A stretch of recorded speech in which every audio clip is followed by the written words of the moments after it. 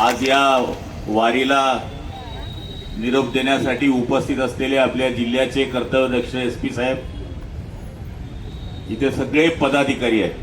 म्हणजे कोणाकोणाचे नाव घेऊन नाव जर सुटलं तर गैरसमज होईल म्हणून सगळ्यांची माफी मागून सगळे नेता मंडळी, सगळे पत्रकार, सगळे कीर्तनकार, टाळकरी, बंधू भगिनी आणि मातानो, सालाबादाप्रमाणे हे आपलं तिसरं वर्ष आहे. आपण पहिल्या वर्षी जवळपास 70 बसेस नेल्या होत्या. त्याच्यामध्ये आम्हाला दुरुस्त करण्याची संधी मागच्या वर्षी मिळाली. बसेसमध्ये झोप होत नव्हती, त्यामुळे तिथनं आल्यानंतर बरेच जण आजारी पडायचे किंवा आजारी पडल्यानंतर 2-3 दिवस कामही नाही व्हायचं. मग आम्ही मागच्या वर्षी अशी दुरुस्ती केली की आपण आता ट्रेन करूया. बऱ्याच लोकांनी सांगितलं की आपण सिटिंग करूया, म्हणजे बसून जातील. मग बसून काय उपयोग आहे, झोपून गेली पाहिजे सगळे. म्हणून आपण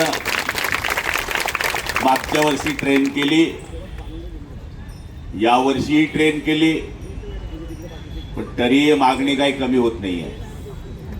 मागच्या वर्षी जे गेले ना साहेब, आम्ही त्यांना यावर्षी संधी दिली नाही. आमच्याकडे ती यादी आहे.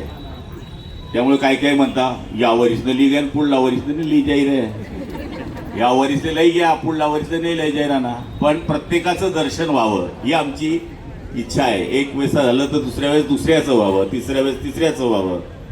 आणि आम्ही वयाची अट घातली 45 ते 55. कारण की घेऊन जाणं जसं आमची जबाबदारी आहे, तसं घरापर्यंत आणणंही आमची जबाबदारी आहे. उद्या आम्ही तुम्हाला घेऊन गेलो तसे आमचे ॲम्ब्युलन्स आहेत, ॲम्ब्युलन्स पोचले आहेत, आणखी ॲम्ब्युलन्स जात आहेत. आमचे 5 डॉक्टर असतात, हे सगळ्यांना माहिती आहे. साधा ताप जरी आला, खोकला जरी आला तरी डॉक्टर हजर असतो, हे आपल्याला माहिती आहे. त्यामुळे कोणाला त्रास होऊ नये याच्याकरता आपण ही सोय केलेली आहे. जवळपास 5000च्या आसपास हे भाविक जात आहेत. आमचे तर प्रायव्हेट वाहनं तर पुढे पोहोचले, जे सेवेकरी आहेत ते कार्यकर्ते आहेत ते जवळपास 700-800 आहेत. बसेस पण काही गेले जात आहेत, कारण की मग काही ऐकायलाच तयार नव्हते. तर मग नाईलाज आणि 5-6 बसेस आम्हाला नंतर एक्स्ट्रा कराव्या लागल्या. पुढच्या वर्षी काय करावं लागेल अजून काही सांगता येत नाही. पांडुरंगाची इच्छा असेल तर याच्यापेक्षा चांगलं करण्याचा प्रयत्न करू.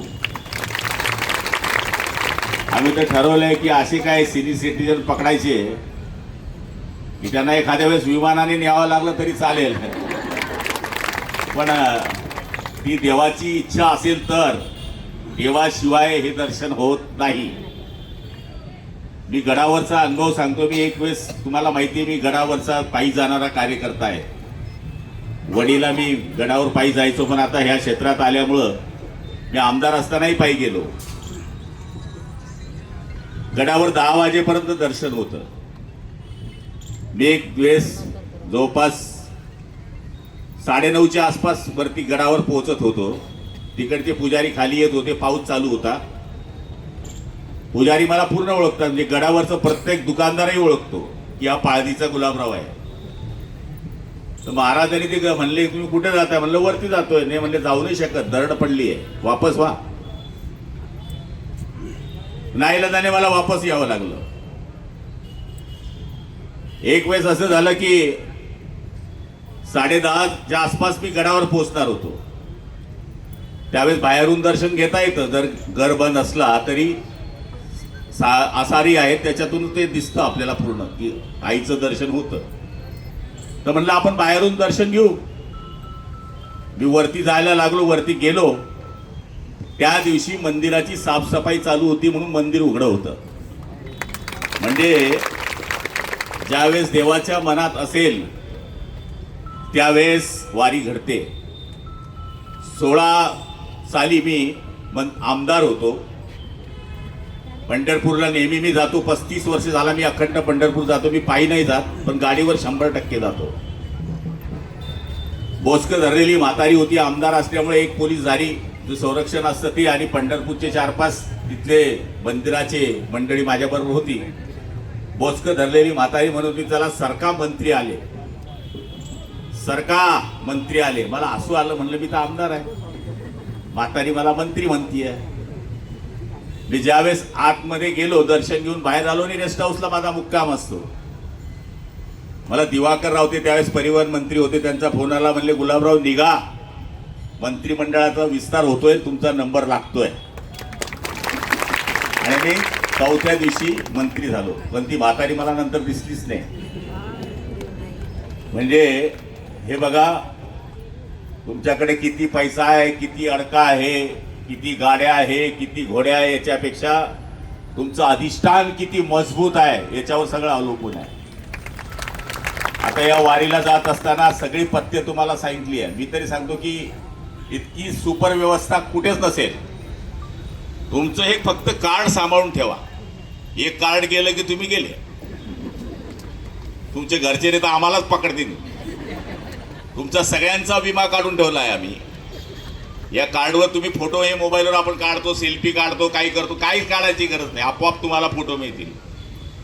जेवणाची व्यवस्था आहे, नाश्त्याची व्यवस्था आहे, चहाची व्यवस्था आहे, सगळी व्यवस्था आहे. फक्त विनंती एक आहे, आपल्याला सीट नंबर पण मिळाले, काय अडचण. एका बोगीमध्ये दोन अटेंडंट 2 जण राहतील आणि 4 हेल्पर आहे, जी एका बोगी 6 जण आहे. त्यामुळे तुम्हाला काही लागलं, तुमची मुलं म्हणून, तुमचे भाऊ म्हणून तुम्ही त्यांना कधी आदेश करू शकता. त्यामुळे बिनधास्त प्रवास करायचा आहे. आता 4 दिवस आम्ही तुमच्या सेवेमध्ये आहोत. 4 दिवस ही मुलं तुमच्या सुना पण आहेत आणि 4 दिवस तुमचे मुलं पण आहेत. त्यामुळे हे आता सासूबाईंची सेवा करणार आहे, आईची सेवा करणार आहे, बहिणींची सेवा करणार आहे. त्यामुळे मला तरी असं वाटतं की आज या सुंदर अशा वारीला महिलांची संख्या, SP साहेब ज्यावेळेस आतमध्ये आले तर म्हणले, भाऊ इथं तर 80% महिला दिसत आहेत. लाडक्या बहिणींचा तर चमत्कार आहे साहेब, काय करणार. त्यामुळे निश्चितपणाने आमचे राज्याचे मुख्यमंत्री आदरणीय देवेंद्र भाऊ असतील, आदरणीय एकनाथ शिंदे साहेब असतील किंवा सुनीत्राताई पवार असतील, यांनी सरकारने सुरू केलेल्या ज्या महिलांकरता योजना आहेत, त्या योजनांचा आधार असल्यामुळे बहिणींनी आमच्यावर कायमचा आशीर्वाद ठेवलेला आहे. मी फार भाग्यशाली आहे की मला बहिणी आहेत. ज्याला बहीण आहे त्याला सगळं आहे. बाहेरून पैसे घेऊन जाईल, पण बाहेरून पैसे येत असताना ती मुलाकरता काळजी घेईल. पती जर श्रीमंत असला तर त्याच्याकडून पैसे आणील, माहेरे येईल, त्याच पैशातून साडी घेणं भावानं घेतली असं सांगितलं. अशी ही आमची बहीण आहे. त्यामुळे आईनंतर प्रेम करणारी वस्तू जर या जगात कुठली असेल तर ती बहीण आहे. आणि या बहिणींचा आशीर्वादच कायम आमच्या पाठीशी आहे, भावांचा आशीर्वाद आहे. आदरणीय गजानन महाराजांनी सांगितल्याप्रमाणे फक्त एकच सांगा, आता पेरणी झालेली आहे, देवाला म्हणा खूप पाऊस पडू दे, वेळ घेणं आता उचित नाही, कारण की वाजले आता 6, इथून आपल्याला पायी जायचं आहे थोडंसं. त्यामुळे मी जास्त वेळ घेत नाही.